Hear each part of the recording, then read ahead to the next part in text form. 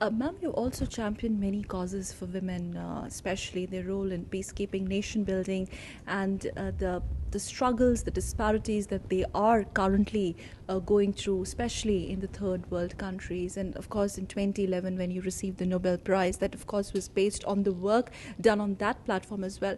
What do you think has been the unfinished agenda, plight of women in third world countries? A lot needs to be done? Very much more needs to be done. As much progress as we have made, we still do not have full equality in many of the countries.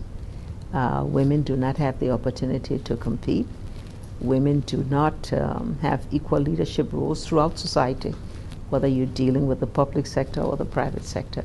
And that's not just in Africa, that's a situation that pertains all over the world. In fact, I think Africa may have made some progress, like India has made so much progress in ensuring women full participation in all aspects of life. But we've got still a long way to go. In parliaments and legislatures, a few countries like Rwanda has been exceptional, 54%, perhaps the highest worldwide. That's exceptional. But in most of our countries, it averages around 25%. And so we must strive for that. We must also make sure that the girl child gets better education. In some of our countries in Africa, the girl child marries too early, does not have the opportunity equal to the boy child to access education and knowledge.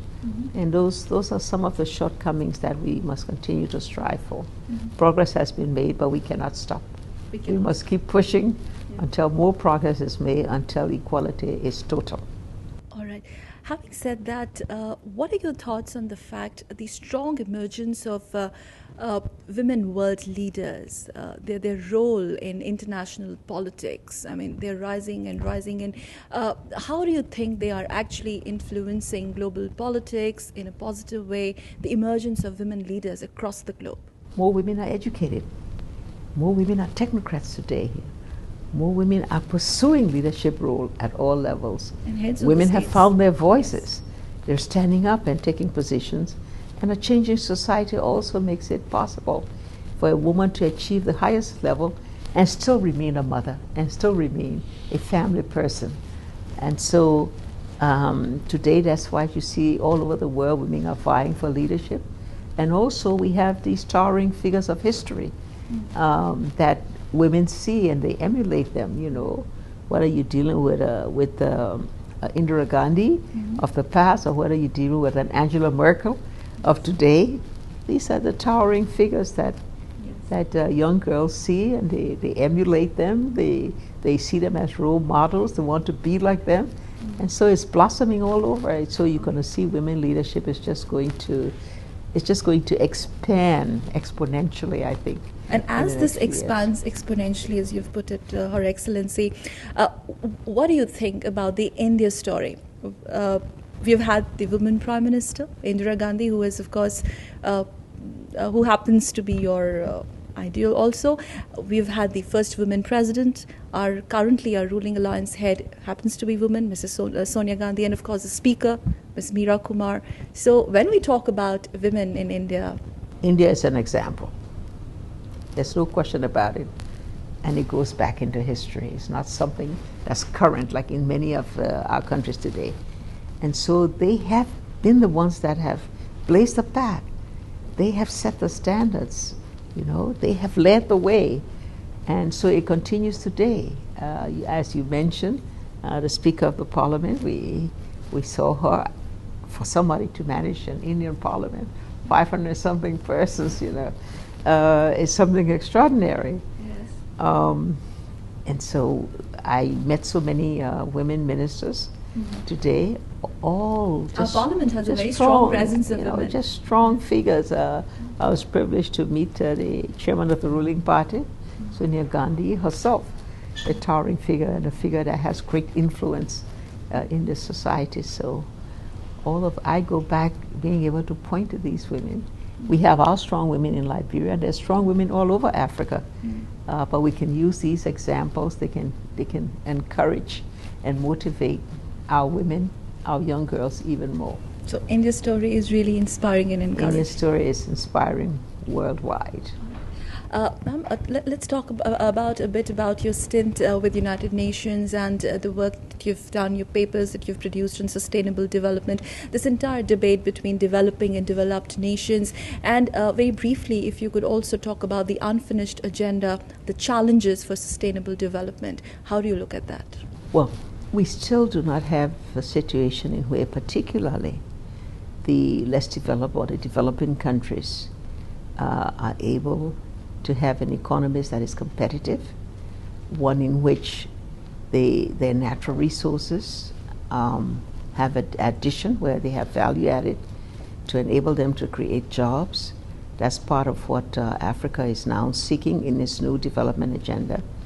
It will take a lot in developing our infrastructure to be able to do that. Today, we still remain in Africa, particularly, we're the poorest of the poor. But it's changing. It's changing because of the major economic reforms that are being undertaken, because African countries are embracing democracy, and because participation in society by all, whether you're dealing with civil society or the private sector, that a collective effort to try to improve development is there. But we still have a long way to go. Trade, much of our countries still depend upon official development assistance. That says that we haven't reached a level of international equity whereby our trading systems and our natural resources can be used for our own benefits. Those are the kinds of things that we must continue to work on. And I believe that the commitment of all countries for this in this new global agenda will seek this kind of equity for all nations. And finally, when you look back at your life today and when you reflect about the 4 decades of very distinguished political and professional career you've had, exiles and imprisonment, and of course you were house arrest for a brief period, and then getting back to state politics, then rise to presidency, all of that, and today when you're here in India, you received this award. You're already the recipient of Nobel Peace Prize. What is the takeaway from your life? How would you sum it up? I think it's been a wonderful life of courage, determination, and ultimate success. And I just hope that every young girl in Liberia and Africa and the world will see this along with all the other figures that we've just talked about. We see this and say, yes, I can do it. I can be what I want to be. That's what I hope my life will represent to all the young ladies over the world, that anything is possible if you're willing to work for it. Okay, especially coming together of the world's largest democracy and the smallest democracy in that context. India is an emerging superpower. India today has all that it takes to be a superpower, whether you're dealing with the grassroots things like rural agriculture, or whether you're dealing with the high scientific things, like a nuclear power plant. India has traversed all of that. Liberia is still small. We have things to offer too. We have our rich experience of being able to come out of conflict and to move towards success. I believe that what we stand for in Africa also compares with what India stands for when it comes to democracy, promotion of human rights, the basic freedoms that are allowed. I hope that we can use the Indian example of big superpower reaching down to a small power, and together we can work toward making our world a safer place for all mankind. Thank you very much, ma'am, for talking today.